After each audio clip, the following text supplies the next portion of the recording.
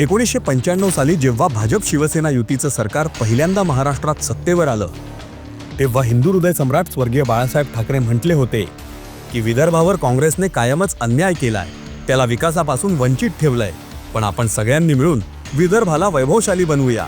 मात्र स्वतःच्या पित्याच्या प्रत्येक विचाराला हरताळ फासणाऱ्या उद्धव ठाकरेंनी त्याच काँग्रेसशी सत्ता सोबत करून आपल्या 2.5 वर्षांच्या काळ्या राजवटीत विदर्भाला सापत्न वागणूक दिली।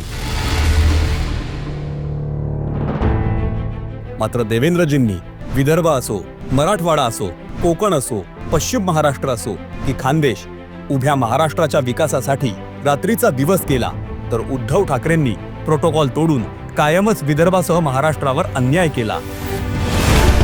आता हेच बघा, नागपूर ही महाराष्ट्राची उपराजधानी, त्यामुळे राज्याचे हिवाळी अधिवेशन नागपुरात म्हणजेच विदर्भात पार पाडण्याचा एक नियम आहे, जो वर्षानुवर्ष प्रत्येक मुख्यमंत्री पाळत आलाय। याला अपवाद ठरले ते उद्धव ठाकरे। 2020 मध्ये राज्यात एकूण 4 अधिवेशन झाले, मात्र सर्वच्या सर्व मुंबईत घेण्यात आले। यावर्षीचं हिवाळी अधिवेशन हे नागपूरमध्ये नाही परंपरेप्रमाणे, तर ते मुंबईमध्येच होणार असल्याची माहिती मिळते। पुढे 2021 मध्ये सुद्धा 3 अधिवेशनं भरली, मात्र कद्रुमानाच्या उद्धव ठाकरेंनी तिन्ही अधिवेशनं मुंबईत घेण्यास भाग पाडले। उद्धव ठाकरे इथेच थांबले नाहीत, तर त्यांनी थेट विदर्भ विकास महामंडळच बरखास्त केले। मात्र विदर्भवासियांच्या मनातील आपल्यावर होत असलेल्या अन्यायाची भावना दूर करण्यासाठी देवेंद्रजींनी अनेक सकारात्मक पावलं उचलली।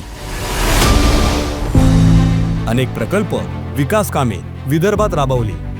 मुख्य म्हणजे महाराष्ट्राच्या इतिहासात पहिल्यांदाच संपूर्ण मंत्रिमंडळाचा शपथविधी नागपुरात पार पाडला, ज्याने विदर्भवासियांची मने सुखावली। खरं तर काँग्रेसच्या चुकीच्या धोरणांमुळे वर्षानुवर्ष विकासापासून वंचित राहिलेल्या विदर्भाच्या मनात एक प्रकारचा कडवटपणा आला होता। आपल्याला जाणून बुजून वेगळं पाडलं जातंय असं विदर्भवासियांना वाटत होतं। त्यात उद्धव ठाकरेंनी नागपूरला अधिवेशन न घेतल्याने त्यात भर पडली होती। मात्र देवेंद्रजींनी अत्यंत हुशारीने सकारात्मक तोडगा काढला व विदर्भ हा महाराष्ट्राचा अविभाज्य भाग आहे हे दाखवून दिले। म्हणूनच मुख्यमंत्री व उपमुख्यमंत्र्यांचा शपथविधी मुंबईत आणि मंत्रिमंडळाचा शपथविधी नागपुरात हा देवेंद्रजींनी पाडलेला नवा पायंडा महाराष्ट्रासाठी नक्कीच आशादायी व सुखावह ठरेल यात शंका नाही। येत्या काळात विकासाचे विकेंद्रीकरण आणि अवघ्या महाराष्ट्राच्या विकासाचा त्रिसूत्री कार्यक्रम देवेंद्रजींनी हाती घेतलाय, ज्याची झलक म्हणजे नागपुरातील मंत्रिमंडळाचा शपथविधी आहे।